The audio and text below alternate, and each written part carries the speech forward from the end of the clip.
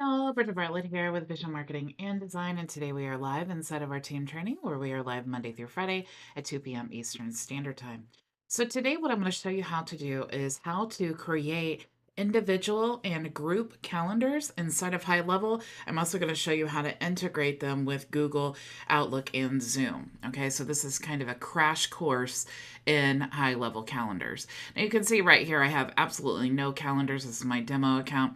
And you may be surprised that the best place to go before you even start creating your calendars is in the settings, and you want to go to My Staff. Okay, so you can see here are all of the staff members or users that have access to this account. Okay, each user has their own settings, and this is really important when you're setting up the calendars. And before I get too far, if you're not a member yet, you want to join HighLevel, or you already have HighLevel and you want to resell our software, you can go to bridgetbartlett.com and get signed up. You can also register for all my free tools and training there as well. Okay.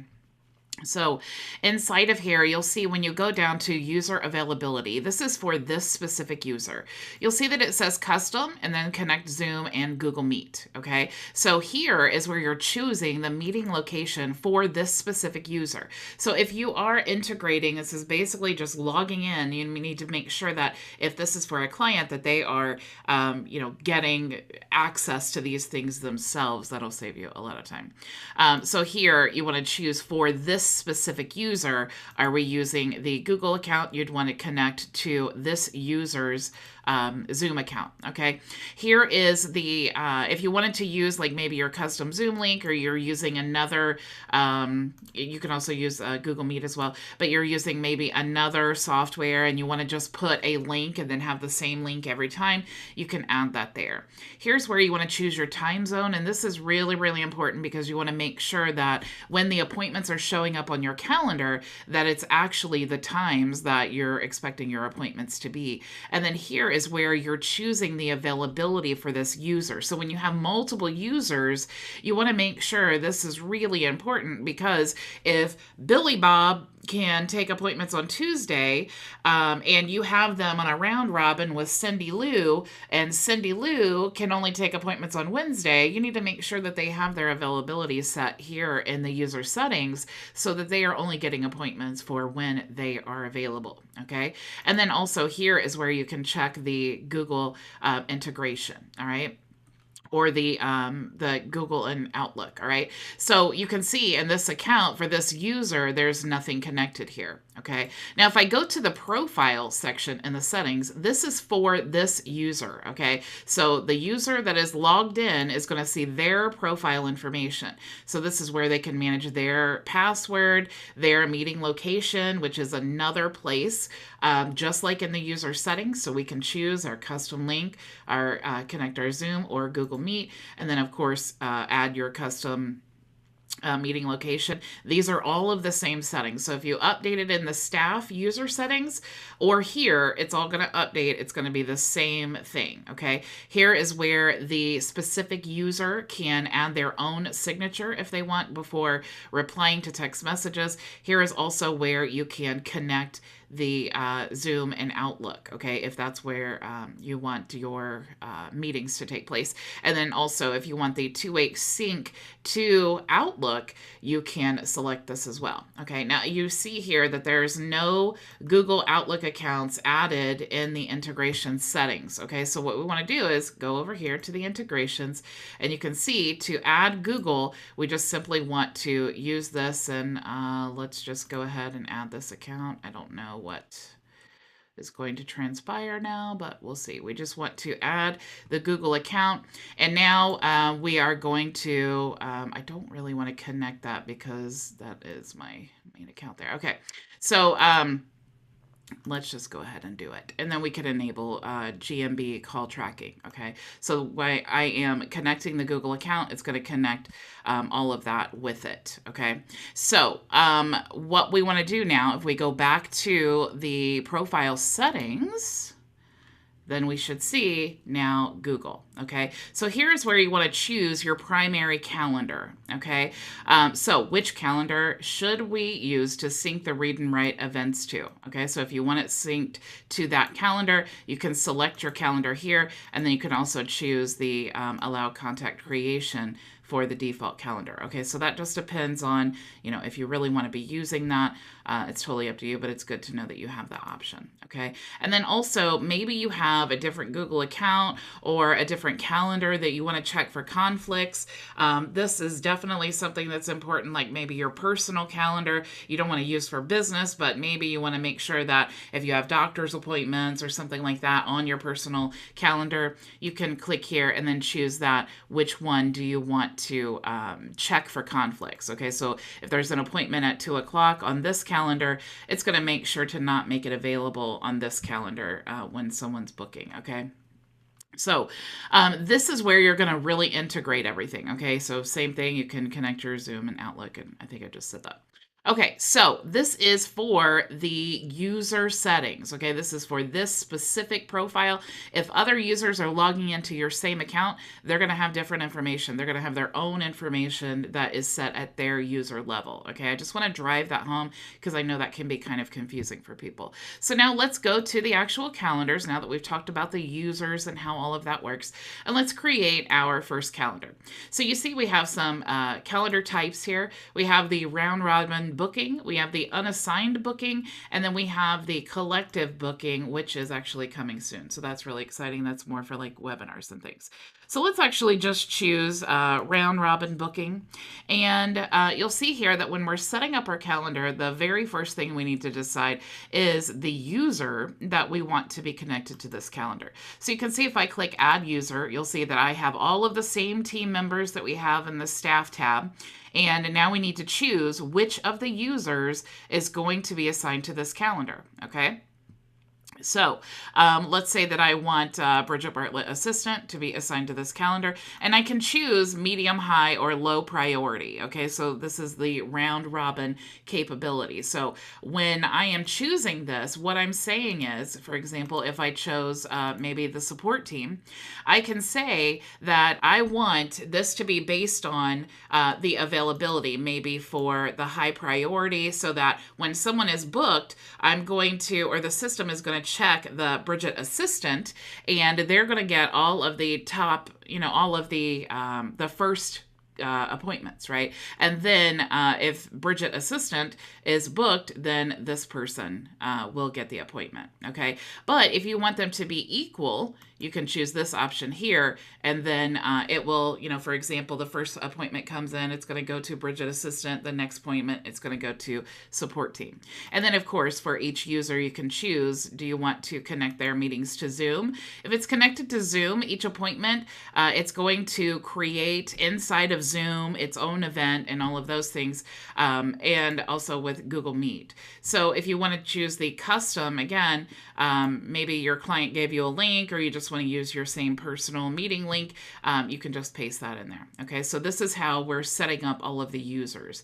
For this example, I'll just leave it optimized for availability, and you can put them on high priority and it'll just rotate out. Okay. And of course, we could choose Zoom, but since I don't have Zoom connected to this account, it's going to keep asking me that. Okay. So next thing, we have the name the calendar. So for this example, let's just say this is going to be our demo calendar. Okay. So a lot of us in, agencies, we do demos. So we'll say, in this calendar, this, book your demo today. Okay. And then now we have the calendar slug. So it's going to be whatever our agency URL is, and then it's going to be widget / bookings / whatever we make it here. So we could say demo. Of course, that's already been taken. So I'm just going to put demo vision, and that is available. Okay. And then now we can choose our widget type. So there are two different styles of calendars, and you can check them both out, but one of them is classic and one of them is Neo. So I'll just keep it as Neo. And here we already have the tag for the contact first name. And this is what's going to, and it says, this will be used while creating appointment title. Oops. I didn't want to do that. Go to round robin. go back up here and my user, sorry about that. I just got myself kicked out. So let's just add these two users here and we'll say high priority. And let's go back and make this demo and book your demo. And we'll say demo vision is the slug, and we'll keep it Neo. And here we can add the contact first name and maybe a hyphen and say demo. Okay, because this is what's going to show up in the communications when it says you have an appointment title, and then it's going to pre-fill in whatever it is here. So we'll just go ahead and put demo. And then we can choose the color that we want to use. Let's just say yellow, and then save and continue. So here, now we have the slot duration. So how long are your appointments going to be? Are they 30 minutes? Are they an hour? Are they 2 hours? This is the total duration. Now, it kind of confuses people here. Okay, so we have the slot intervals that you can choose. And what that means is, do you want the appointments to be available every 30 minutes, every hour, every 15 minutes, every 5 minutes, or whatever? You can select that here. Okay, so let's say that someone booked an appointment at 4 o'clock and it was 30 minutes, it would not make the next appointment until 5 o'clock, okay? Because there is a 30-minute interval here, okay? And this is going to be in between the appointments, all right? So if you have an appointment at 4 o'clock, the next appointment would be available would be like 4:30. Okay, hopefully that makes sense, or I didn't just confuse you guys. Here is the appointments per user or per slot. All right. Now, most of the time it's going to be one. There are lots of times maybe that you have maybe a group thing that you're doing, like a group coaching session maybe, and you want multiple people to be able to book appointments. You can choose that there. So that is the appointments per slot. Okay, but here is the appointments per day. Now, maybe, in your business, maybe you don't do a lot of coaching calls and things like that, and maybe it just wears you down. And maybe you want to say, hey, for me, I really only want to do like one appointment per day, because I have so many other things to do, and it's not really my main money-making thing, so maybe one appointment per day. But if you're a business and this is your main focus, your main service, maybe you want to say, hey, I only take, 5 appointments per day or something like that. You can select that there. Okay, so I'm just going to say 1. And then here we can choose the scheduling notice. Okay, so how often, or it says control and avoid last minute appointments by setting up scheduling notice before away hours. Okay, now what I like to do is say at least 1 day ahead of time. And that's because, I plan my days obviously ahead of time, and, I work around these appointments because they're on my calendar. So I do like to know at least the day before, what my next day looks like so that I can plan my day. And so I do like to have at least 1 day notice, but you may want to put, 2 hours notice or 1 hour notice or something like that, or maybe 12 hours notice. You could totally choose that there. And also the date duration. I really don't suggest going out past 14 days because people will forget. They'll book appointments. Maybe they won't be interested anymore. So I do like to say 14 days. And what this means is they're only going to be able to book appointments 14 days out. Okay. So that's really important because if I don't have this set, they may book an appointment, 3.5 years from now, and lots can change in 3.5 years. I don't think I would remember an appointment that I had booked out 3.5 years from now. So you can put the date range there. And then here's where you're going to choose your availability. Okay, so again, for this calendar, this is not the user availability like we talked about in the user profile, but this is for the actual calendar. So like, what are your office hours? You also have the standard option here, and then you have the custom option, so you can choose a specific date if you want to, a specific date and time. Most of us are going to choose standard, so you're just going to choose the available times if you want to be available on Sunday and Saturday, or you can just check or uncheck those. Right now, the way that this is set is the hours are Monday through Friday, and it is Monday through Friday at 8 a.m. to 5 p.m. Now, let's say that you want to put in, maybe lunchtime or something. You could add hours here. So we could say maybe from 11 a.m. until, let's say, 12 p.m. Um, we're, oh, let's see. That's weird. Okay. Sorry about that. Um, I was trying to, I guess that's a little different than what my, here we go. So you just need to make sure they're not overlapping. That's what I was doing. I love to learn things live with you guys. So let's say Monday through Friday, let's say that we want to only go until 11. This is what I did wrong. We only want to go to 11 a.m. And then our other hours, we're going to choose 12 p.m. to 5 p.m. Okay, so this would be what our hours are, and if we want to apply that to every day, we could just click there. And then now we have 8 to 5, we're open, but we're actually closed between 11 a.m. and 12 p.m. Now, if you want reoccurring appointments, you could choose this here, but it does say only one user per calendar for reoccurring booking. Okay, so if you have, just know that if you are creating calendars that need the reoccurring booking, that you can't utilize the round robin, which would make sense because if you book the first time with someone like your personal coach or something like that, you don't want to then have the next meeting with someone else. So that's a good default to keep you from kind of basically going haywire there. But if you did have just one user, you can create those reoccurring appointments. So I'm going to go ahead and click Save and Next, or Save and Continue. And here you'll see that you can actually choose the form. Okay, now the default form is simply the name and email and maybe the phone number. I can't remember. But if you have more questions that you want to ask when you are, when someone's booking, all you need to do is create a form. You can go to the Sites tab and do that. Create a form. You can add any of your custom values or anything that you want, and then just select that form here inside your calendar. Here you can choose a sticky contact, which is really great. It helps to eliminate having to enter the information in several times, especially if this is like on the second or third page of your funnel. You don't want them to have to enter their name and email and all that. That would decrease conversion, so this helps a little bit with that. You also can charge for your appointment. So if your Stripe account is connected, all you need to do is enter the price in here, and then they will have to pay before the appointment is confirmed. Okay, so that's if you are charging for appointments, that's really helpful there. You also have the notification. So this is really cool. This used to be where you had to build out a workflow, and it's really better still to build out a workflow because you have more customizations. But if you're not that techie and you're just trying to get your calendar going, this is really a great option.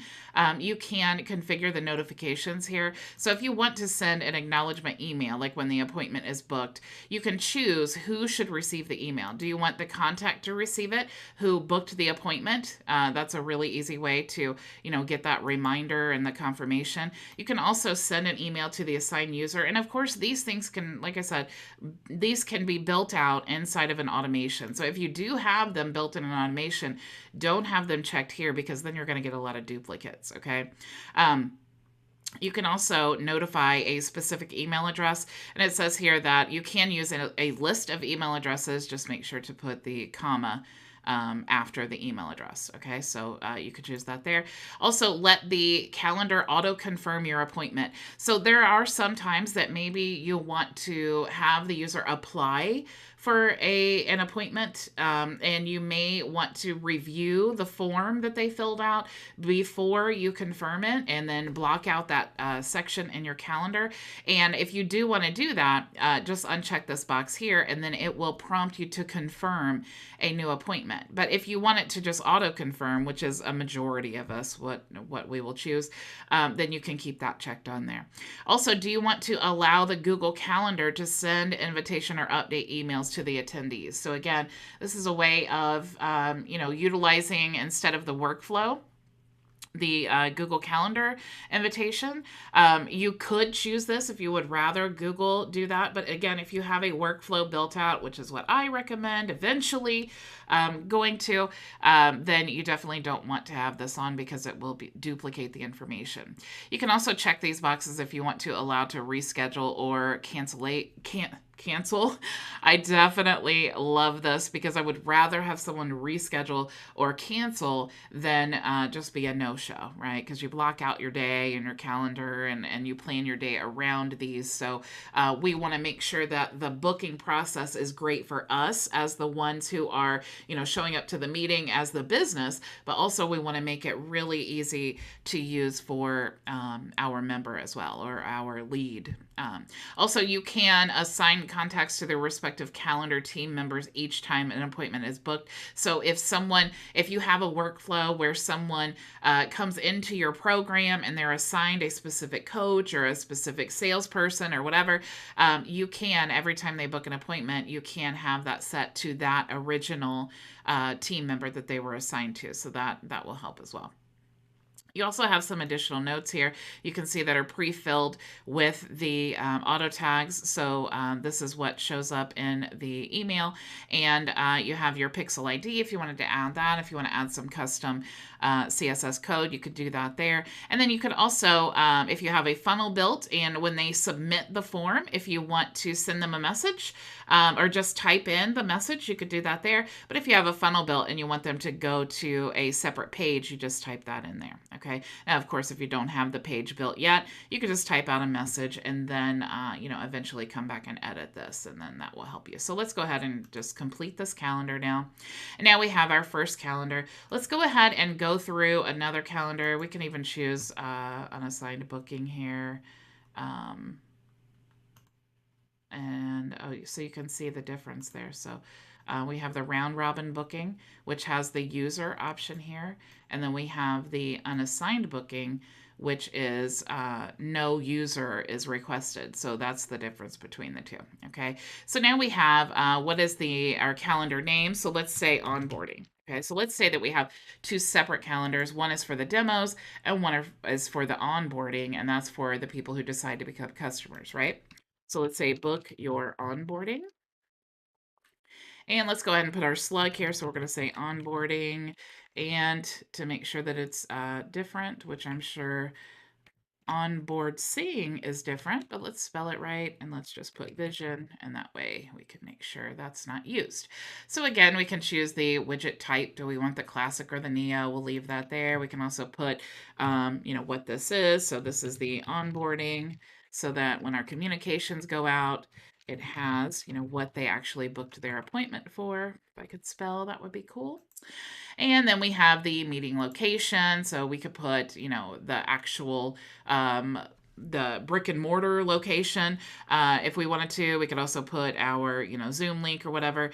We could also choose the calendar that we want to link it to. Do we want to link it to none or Google? Google is all we have connected, so that's why that's showing up here. And when you choose Google, you can choose the calendar. So let's just say I was choosing birthdays. And then you also want to choose the one-way or the two-way or disable or smart. Okay. Now this kind of gets a little bit complicated, and it just depends how you have your calendar set up. Do you have one calendar that you use all for business? You may want to do two-way. But then if you have like personal calendars and they're integrated with your business, and you want to make sure that you're not sending, your doctor appointment updates to the business calendar, I prefer to have one, Google Workspace where I have all of my business calendars and all of that. So two-way is fine for me. But if you do have, your personal and your business calendars in one Google account, you would probably want to choose one way. Okay. So I'm just going to actually choose, let's say, training events. Or actually, what I really need to do is choose none, because I don't want it to actually connect to that calendar. Okay, so I'm going to go ahead and click continue now, save and continue.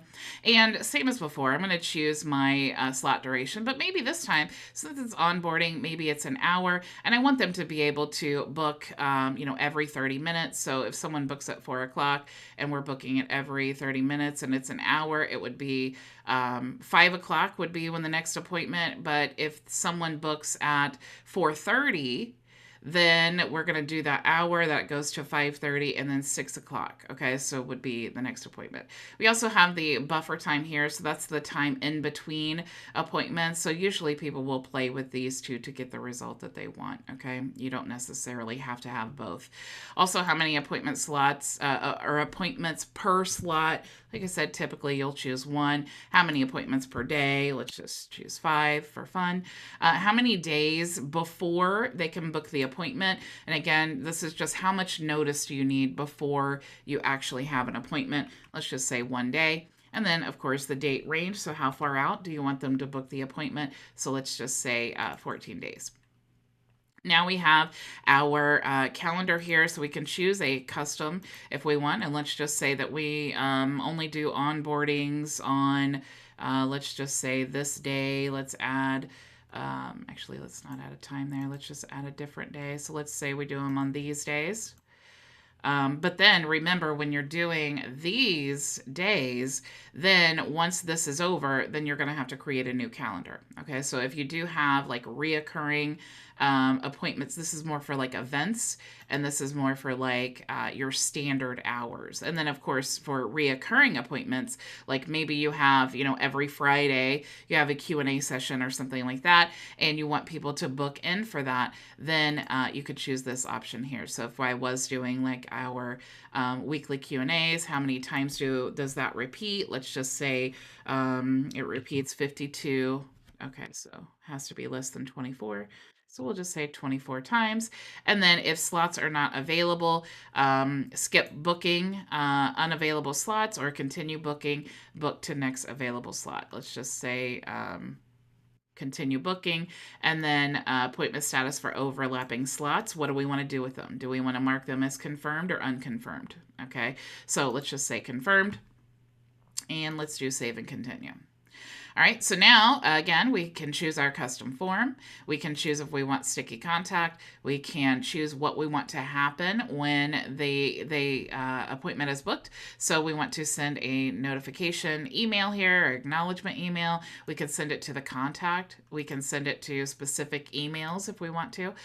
We can also let the calendar auto-confirm the appointment, allow Google Calendar to send invitation invites, reschedule or cancel, all of the same information out of our Facebook Pixel ID, custom CSS, and then we want to choose what happens once they've booked the appointment. We can leave a message or have them redirected to a page. So I'm going to go ahead and click complete now. And you'll see now we have our demo and our onboarding calendars. And if you go over to groups here, you'll see that these are going to be groups of calendars that you create. Maybe you need, let's say that you have a demo group, okay? And this demo group is going to be maybe have like, you could have, of course, unlimited calendars, but let's just say we're going to create a demo group. We'll leave it at demo 1, okay? Because maybe we have like multiple calendars in our demo group. Maybe for different salespeople. There's many scenarios of how you'd want to set that up. I'm just going to go ahead and put demo calendars are in this group. And let's go ahead and create another group here. And we're going to say onboarding. And we'll say onboarding calendars are in this group. And we'll say onboarding, onboarding 1. All right, and create. So now, it's already in use. So let's just say 1, 2. And it's already in use. So let's go ahead and put vision and create. There we go. So now you'll see we have 2 calendars here, and then we also have groups. So let's go here and let's just duplicate. Okay, so let's just duplicate these, and now we have copy of demo, demo 2. and save. It's already taken. So demo vision 2 and save and complete. Okay, so now we have 2 demo calendars. Let's go ahead and copy this one because I want you to see how the groups work. So let's go ahead and duplicate. And this one is going to be copy of onboarding. And we're going to put onboarding vision 2 and save. And we'll say all of that is good and complete. Okay, so now when we go to groups, you'll see that we have the demo and onboarding. So here I am going to, or actually let's go back to calendars here. I want to choose the calendar and I'm just going to add these to these specific groups. Okay, so this is going to be added to my demo group and it says, please note that the legacy link would stop working once you proceed with the change. Please confirm by selecting the checkbox. The reason it says this is because if you see here, we have, okay, so it doesn't show there, of course. Legacy. Okay, so it's not showing here. We used to not have the groups, we had teams. And so that's what they're saying there. You'll notice on some of these calendars, it says permanent link and scheduling link. Okay, so the scheduling link can be changed to look like something different, but the permanent link is always going to be the same link. So even if you change this 100 times to like demo vision 45, the permanent link is what's never going to change. Okay, so that's the difference between those two. And obviously, deactivating a calendar, moving to a group, deleting, duplicating, and editing are pretty self-explanatory.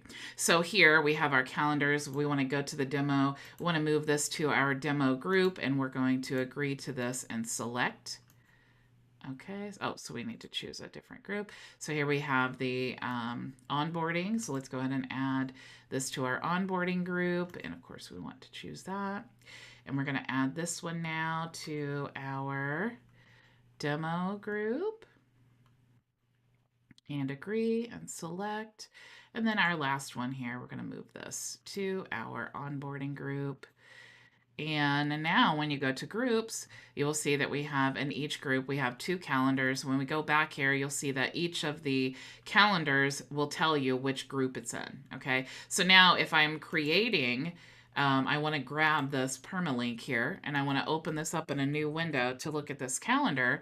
You'll see that I have the demo calendar here. Okay, so if I go to now the group, and I grab this and I want to look at the permalink. I'm going to paste. Now you'll see that I have 2 different calendars inside of my group. Okay, so that's the difference here. We have the group, which has both of the calendars that you can share with people, and maybe this group is for individual people, maybe this group is for different services, but that is how it all works, right? You have individual calendars, and then you put them in groups that will allow you to basically have this team page where you can access all of the calendars within that group. Okay.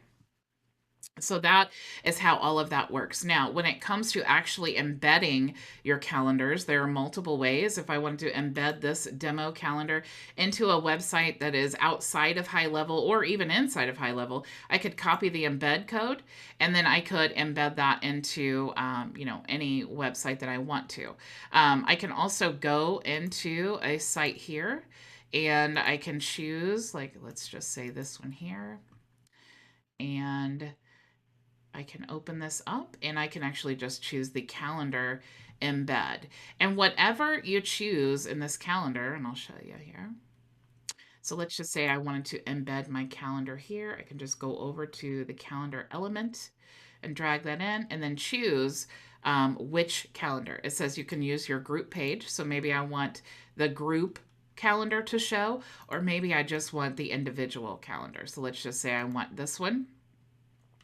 You can actually, if this doesn't show, you can actually choose that for your custom code. So you could use the element itself, or you could choose, when you have that embed code, you could choose the custom JS here, and then embed the code and save. And then here's where you want to use that. And then now you see the calendar is embedded. So that's the same process, whether you're using WordPress or in ClickFunnels or whatever. You just want to embed this using that custom code. Okay. So let me make sure. Oh, and of course, let's go back here. And this is really cool too. Once you embed your calendar or you integrate your calendar, all of your appointments will show here. You'll also be able to search through all of your calendars and the user specific calendars. So this is my calendar, for example, because I'm logged in here. But if I wanted to view all of the appointments on the different calendars, I could sort through here. I could also choose all of the appointments or the blocked slots. I can get a weekly, daily, or monthly view. And if I need to book an appointment manually, I can search for the contact here, like let's say this one, and then I could book the appointment. I could choose the calendar or the team member I want them to have access to. And then, of course, I have all of these additional options as well. Okay. So that is the quick and dirty rundown of the HighLevel calendar and all of the cool things that you can do with it. And of course, if you want to build out your automations, you want to go to the automations tab. And when you go to create a new workflow, you'll see down here recipe, appointment booking, or appointment confirmation and reminder. You also have the workflow for appointment confirmation, reminder, survey, and request review. Okay, so depending on what type of follow-up process that you want to take place, you do have these workflows pre-built in here for you, so you don't actually have to build them all out. Because for this one, for example, if we go to open up a workflow, you can see that it kind of is pretty advanced. It's actually very simple. If you understand workflows and if you go through here, it's a great way to learn the process and see how it's all set up. But it's definitely great if you're not that techie and you just want to come in and start editing things, right? So you're just going to choose the appointment event type and your calendar and all of that here to trigger that event. Okay, so thank you guys so much for joining me. Remember, if you're not a member yet, you can go to bridgetbartlett.com, register to become a member or for all of my free training and tools. And I will see you all tomorrow, same time, same place. Go make your vision a reality. Bye. Before you go, if you have questions, join us for open office hours starting right now at bridgetbartlett.com. See you there.